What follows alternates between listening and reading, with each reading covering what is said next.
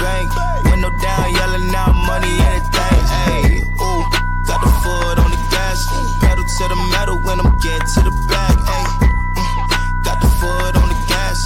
Pedal to the metal when the lane moving fast. Ayy, ayy, let them all cross. If they hate, then let them hate and make a bigger boss. Ayy. Hey guys, before we jump into the episode, I wanted to let you know it is brought to you by the NMFTA. Let me ask you a question. Do you ship LTL freight? Then listen up, because the NMFC changes went live on July 19th, and they're the biggest updates in the history of freight classification. Now more than ever, accuracy matters. That's why carriers, shippers, and brokers alike are turning to Class IT Plus, the NMFTA's new digital platform for real-time NMFC data. Stop guessing, start classifying smarter, and quote freight with confidence. It's time to get your ship together because the NMFC changes are already here.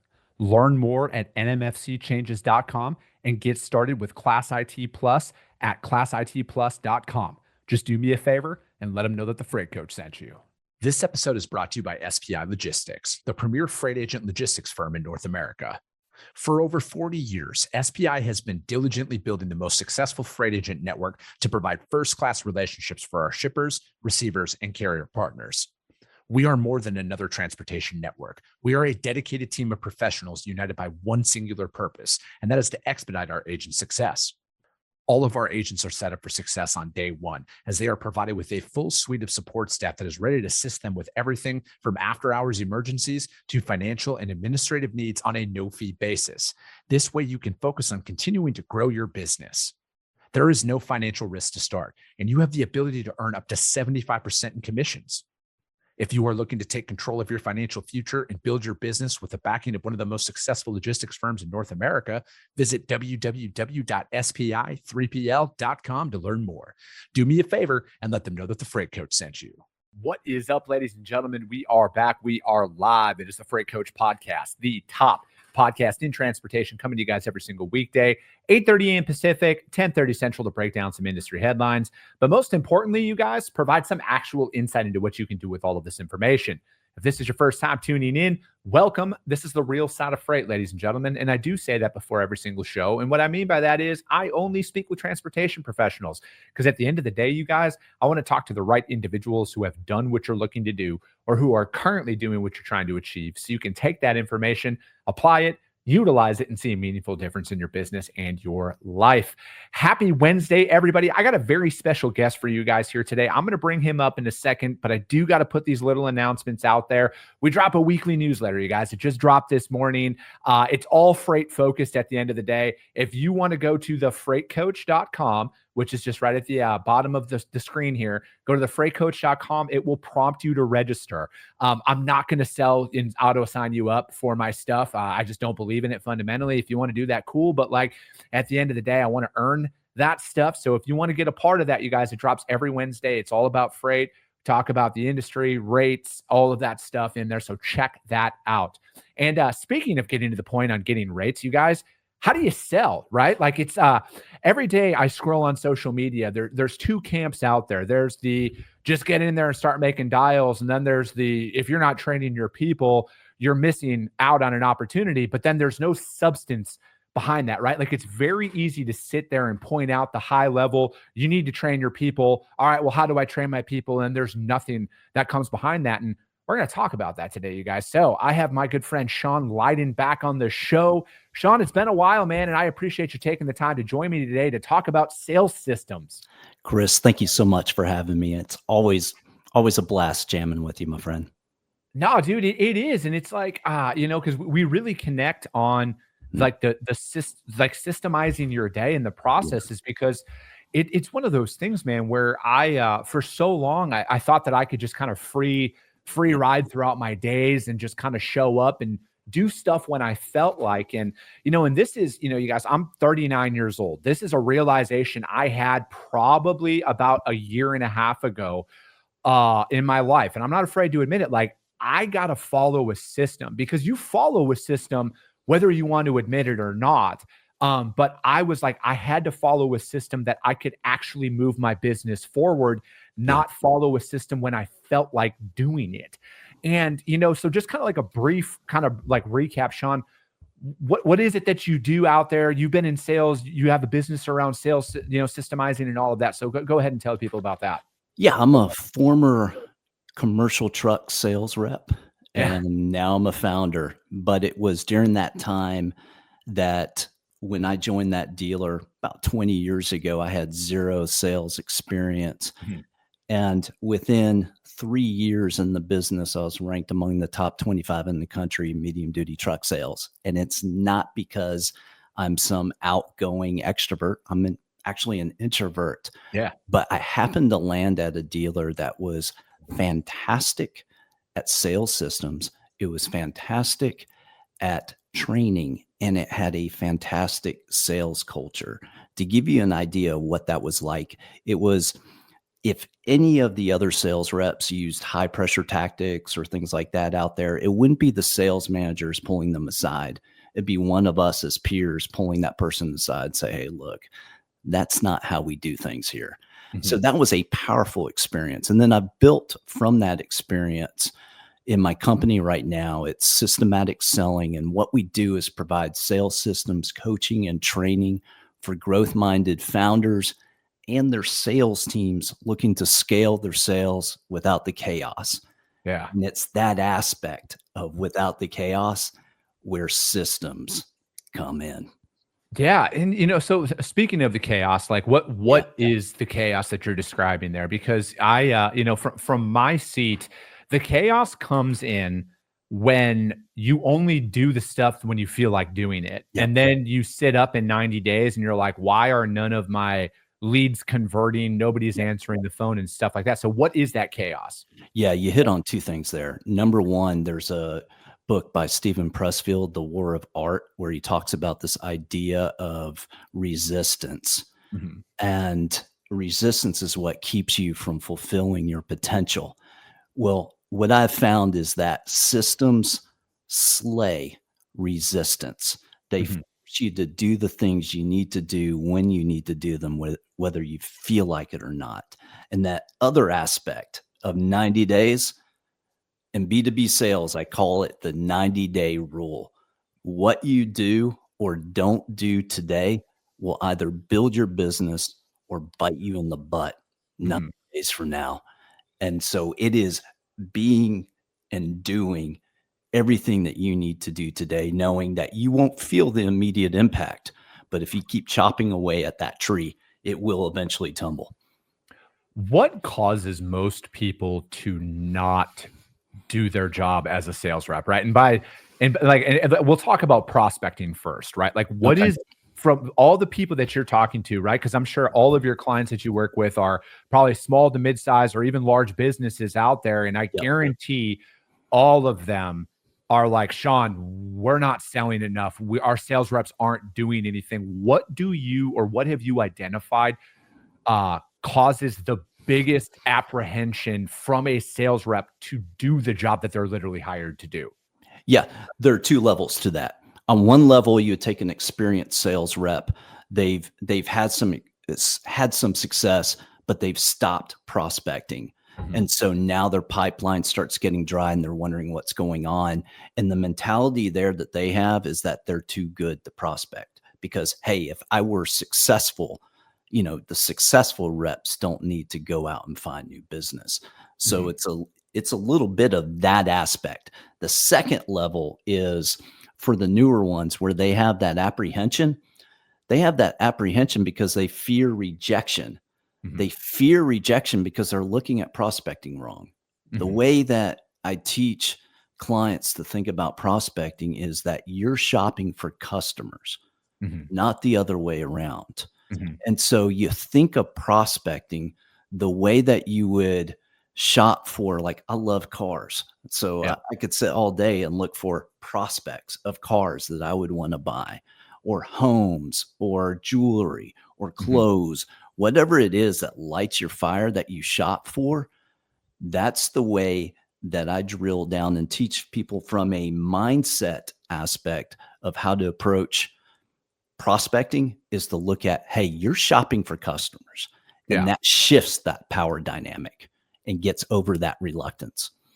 Do you think most individuals don't know who their actual prospects are, and that's why they struggle with prospecting, right? Because like I try and Yeah. talk about this on the show a lot is like, I mean, with you look at transportation as a whole, it's a massive market share, right? Yeah. And you think you have to offer everything, but I've just found that the more refined I am in my outreach, and whether you're calling a drive-in or a Yeah. refrigerated shipper or an open deck shipper, it's focusing on one style out there to really kind of Yeah. get in and separate yourself. And I think you could even go further back and more refined. Like in my business, I want to find those shippers that move like consistent volume, right? Like I Yeah. want to remove the one off or the two off a month style opportunities that come along with it, because like I'm looking to build a business here, and it's really hard Yeah. to build revenue on inconsistent revenue. Yes. It, you bring up a huge point. So, system one of the systematic selling framework is messaging, and a key component of messaging is your ideal customer profile, your ICP. And without having clarity on that, 90% of the time you're going to be chasing after bad customers. Mhm. So that clarity helps you filter out. And it gives you two levels of clarity. One is, who should we pursue? Yeah. And the second is, who should we avoid? Mhm. What are the red flags that we need to be looking at? And then you think about it in terms of quantitative and qualitative on your ICP. Quantitative is, are we going after the right job title? Are we going after the right size of Mhm. opportunity? Qualitative is, do they fit someone that we want to work with? Mhm. Is there chemistry here? Are they ethical? Are they whatever it is that fits what you're looking for, having that defined? And that's the biggest disconnect when I see when owners then begin to hire sales reps is they're sending out sales reps going sink or swim, go out, I hired you to sell, go sell. Who do I go after? Yeah. I think more people spend a lot of, and I'm guilty of this, right? Mhm. It's chasing revenue, because Yep. like when you're starting something from scratch, because most people get into an industry working for an established Yeah. company, right? Like very, very rare does Yeah. somebody go out and be like, "Hey, I have no experience in freight. I'm going to invest in starting a freight brokerage and start selling, even though I don't even know Yeah. what a truck is." It's rare. I'm not saying it doesn't happen, but it's very rare. Um, and you get into that desperation mode really quick when you have no money. You're like, You, any revenue will do. you do. And it's a massive hurdle that you need to overcome. Like because I talk about in my business, when I first started out, like I didn't make any money for like 16 months. Like I Yeah. broke even after I think it was like the year mark. I started breaking even. And then I think I actually made money around 15 or 16 months. And it took me that long to get rid of my pricing structure and what I was going and really just refine it. And it Absolutely. was because I was chasing pennies is really what it was. I was too sporadic. I was selling my time essentially and trading time for dollars. And that Yeah. was a massive oversight that was out there. So it's like, what is like step one here, Sean? When you're going in and you're working with an organization, they're like, hey, we need to implement a system here. We have Yeah. nothing. We know who we'll even expedite it and be like, we know who our ideal customer profile is, our ICP. We have that locked in. How are you working with the sales team to really implement a system? Yeah. Well, first off, I'll look at what are they doing now and Mhm. seeing if that's working, right? Is this process working? Awesome. Let's do more of it. Where are the vulnerabilities? Let's shore that up. But specifically in this instance, you go, okay, how are you currently reaching out to these folks? You know who they are. How are you getting in front of them? How are you making them aware that you exist? They may go, hey, we're cold calling, we're cold emailing, we're DMing them on LinkedIn. We get them coming in inbound from SEO. So step one is to go, okay, where are you doing it? And now let's look at the effectiveness of it. How is your cold calling working? What are the stats around that? What are the I don't care about open rates on your emails. What are your reply rates and what types of replies are you getting? What is the messaging that you're using? So you drill down based on the performance of what they're doing to see where the opportunities for improvement might be. Mm-hmm. It's, because like I think that with where we are with technology and opportunities, like you don't Yeah. just need to cold call anymore or door knock. You can utilize email, you can utilize DMs and social Yeah. media and social selling and creating content and Yeah. all of that stuff. So, from my perspective, it's like, I think I just believe you got to just choose one method and really go with that. I'm a fan of cold calling because now it seems like nobody's doing it. It seems like more people than not. Yeah. And if they are calling, they're rushing to the sale at that point. Yep. I agree with you to a sense, right? There needs to be a tip of the spear mode of making that initial contact. I think of every relationship in sales being on a trust continuum from 0 to 10. 0, I don't know you, I don't trust you, to 10, they are raving fans and they will beg to buy whatever you're willing to sell them. The initial outreach, that cold call takes it from a 0 to 1. Then I would think of what are the tools that can advance them from a 1 to a 3 or a 4, where they're ready to give you that opportunity to bid on that piece of freight. So that's where I see LinkedIn, connect requesting with folks, no note on LinkedIn, sending them a thank you DM when they accept your request, and then cultivating that relationship by engaging on their content and so forth while continuing with your cold calls. Mm-hmm. So it's a mixture of tools, but choosing one that will be the tip of the spear. In my business, so we're in 2 different businesses right now. Yeah. When I was selling trucks, I was in a similar business as you. I call that an incumbent type business. Someone is already buying what you're selling. They're just not buying from you yet. Mm-hmm. And in that way, cold calls are a great way of doing it, or cold emails can do it as well. I did a mixture of both. Now in my business, I'm in a discretionary business. They may or may not be using what I sell. So the way that I build my clientele and get those initial leads is I talk about that problem that my ICP deals with on LinkedIn. So I use LinkedIn and I use in-person networking as my tip of the spear. It all depends on the type of business that you're in and what is working to get those people from 0 to 1 onto your trust continuum. Yeah, I think that's kind of where I agree with that. I think that I'm out there when I'm cold calling and prospecting, for example, I am adding them on LinkedIn. As soon as I get the name of the person, I'm going to go in, I'm going to add them on LinkedIn. I'm not going to send a message with it or anything like that. But then my thing is if they connect with me, if they accept my connection request and, maybe they see the content, maybe they see the podcast, maybe they have some familiarity with it. And now, is this going to work for everybody? Absolutely not.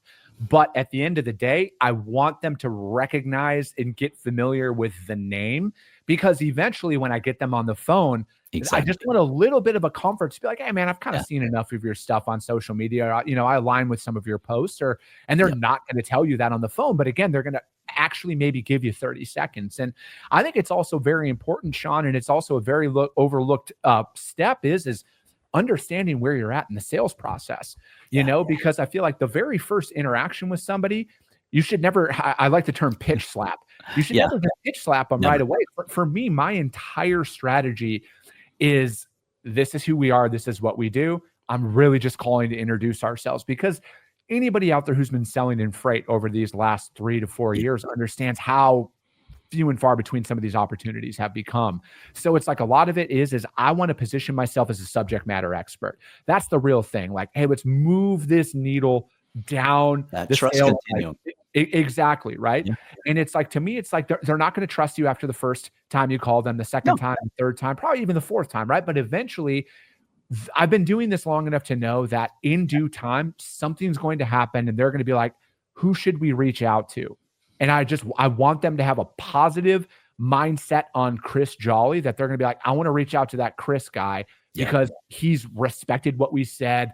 He's never pushed for it. Cause I hate the pushy sales rep. To me, when I'm the one who's the buyer, I'm not going to bring that same energy out to my prospects and just try and guilt them into an opportunity. 100%. And Chris, what you described there is the philosophy that we teach at Systematic Selling, and it's sales isn't about convincing people to buy. It's about finding or creating alignment between the customer's problem and your solution.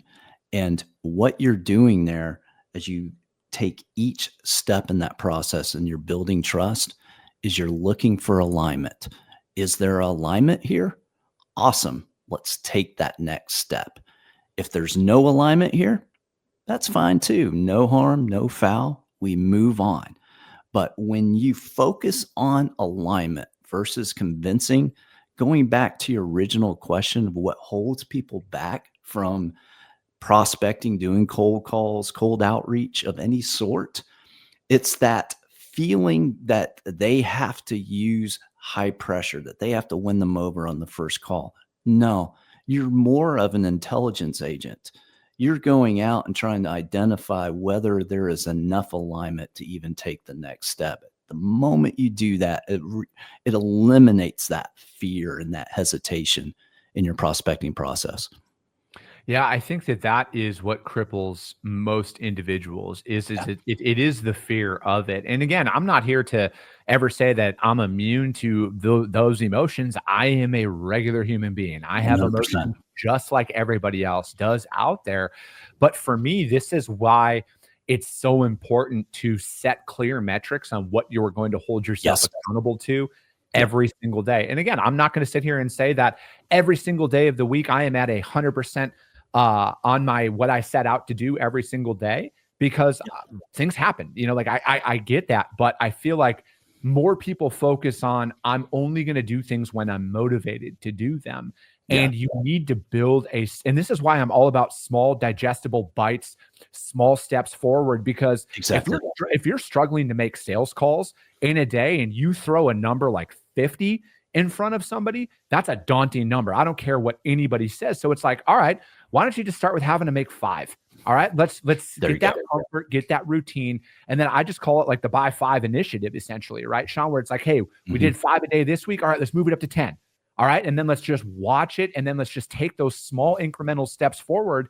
And yes, it's an investment, but in due time, your sales reps are going to be consistently rocking out. Would you rather have them make 30 every single day or 50 once in a week? Because that's really what it boils down to. Man, I love that. And once you get what that initial number needs to be, whether it's 5, 10, 20, 50, whatever that case might be, then you run your KPIs, conversion rates through each stage. So in my business, my sweet spot number as a founder that I can reasonably handle is 30, what I call 30 touches a day. Calls, DMs, texts, whatever the case might be, 30 touches a day. That translates into a certain number of what I call one-to-ones. These are informal, get to know you initial conversations with a prospect, not quite discovery. Now, what I'm looking for in the one-to-ones is looking for, is there alignment that this could be an actual prospect? Now I've got a certain number of one-to-ones that translate into prospects. Last year, it was 1 out of 4 one-to-ones would become a prospect. This year, through improvements and efficiencies, it's 1 out of 3. And so that number then tells me out of prospects, how many of those convert into discoveries, and then out of discoveries, how many of those convert into proposals, and then proposals to sales. All those numbers run down so you know exactly where you need to be. And my number, 30 touches a day, it's like clockwork. It's in my head. I know that's my tip of the spear. I do that. All my other numbers are going to take care of themselves. No, I think that's exactly how it's done. And it's, you need to set that and build up to that. And, Yep. and it's, cause I think, and this is a way for you to avoid the, once you experience success, because you're going to experience success at some point, that keeps you going when you've got that consistent business coming in. Cause I think that's a whole other conversation that we could have is because that stifles a lot of people is like, hey, I landed a couple of accounts. I'm good now. I don't need to prospect as much, or all of a sudden the air quote busy work comes in. And, so it's like, I want to ask, like, if to a founder out there who's listening to this, or a sales leader out there who's listening to this, who is feeling overwhelmed about like just actually doing this every single day, what tips do you give people, Sean, to where it's like, you need to build this into your day? How do you advise that they build it in? Yeah. What I advise them to do beyond the time blocking aspect, meaning you carve out specific time as if it were a meeting on your calendar, that this is what you're doing. Besides that, what I teach them to do is think about your prospecting in terms of a dial. So when you've got to, that dial's from a 0 to 10 that you turn it. And when things are slow, you can take that dial to 7, 8, 9, or maybe even 10 in terms of what you can invest prospecting wise. Then as things get super busy, you dial that down a bit. So maybe in my case, instead of 30 touches a day, I dial that down to 20 or 15. In this case, you're dialing it to say a 3 or a 2. Mm-hmm. The important point here is never let that dial go to 0, because then the 90-day rule kicks in. And that 90-day rule of B2B sales is whatever you do or don't do today will either build your business or bite you in the butt. 90 days from now, protect yourself. Never let that dial go to 0. Yeah. And that's one thing that, I mean, for me, it's like my power hour every day. I call it a power, and I got it from Jeb Blount books. And this is where it's a really good start for a lot of people. And, talks about that power hour. My power hour is between 10 and 11 o'clock Eastern time every single day. And I just come in and I get 30 dials in a day, and then, or 25, anywhere between 25 and 30 in that hour. And then I will finish my remaining calls after this show. And I break it down like that because it's like, I've just come to realize that most people, like, as the day progresses, they do not want to talk at all. They're already thinking about what's going on for dinner and stuff like that. And they're checked out. So it's like, I want to get in, I want to hit them early. And then I'm just more of a morning person at the end of the day, Sean, where like, if I don't do stuff right away, I won't do it. It's also the reason why I get up early and go to the gym early. Yeah. It's because if I don't, I won't.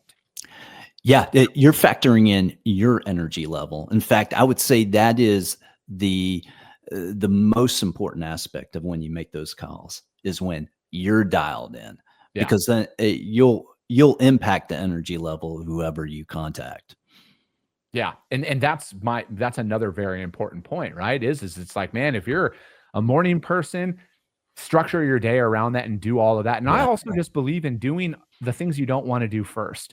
Like just ripping the Band-Aid off, and it just makes it more manageable. Because I think the one thing that is never discussed at depth, and maybe it has, and I just haven't seen it yet, is it's the human emotion factor that comes into it, right? Yeah. And I think that is the most overlooked thing, Sean, is on why stuff isn't getting done. And it's because people don't take the time to build into it. They believe in going 0 to 100. And again, if you're an experienced sales rep, you should be able to rock out 50 cold calls in a day if you that's your sole job. But if you're just starting out, and this is what I think most people need to go back and look, like, you might have been doing this for a couple of years, but if you've never followed a structure, I want to tell you guys right now, you have to implement a structure inside of your day.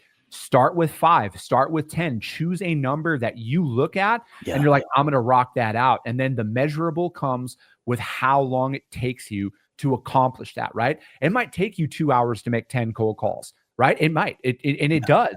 And then you start to be like, all right, how do you scale that back? And then maybe when that 10 goes from 2 hours down to an hour, then you add 5 on. All right. And then you just build up from there and you follow that day in and day out. And again, it's building a system that you're going to follow, because more days than not, you will not feel like doing that. You will not. The last thing you want to do is pick up the phone and get told no. Yeah. Have you ever read the book Eat That Frog by Brian Tracy? I don't think so. Okay. That talks exactly about what you were speaking about when it comes to taking the things that if you don't do them now, then you won't do them. The whole idea is, if I start the day eating my frogs, the things I absolutely don't want to eat, the rest of the day will just be making bank. Yeah. And that's the concept. A lot of times I will go, okay, what are the frogs I've been trying to avoid this morning? What frogs can I eat?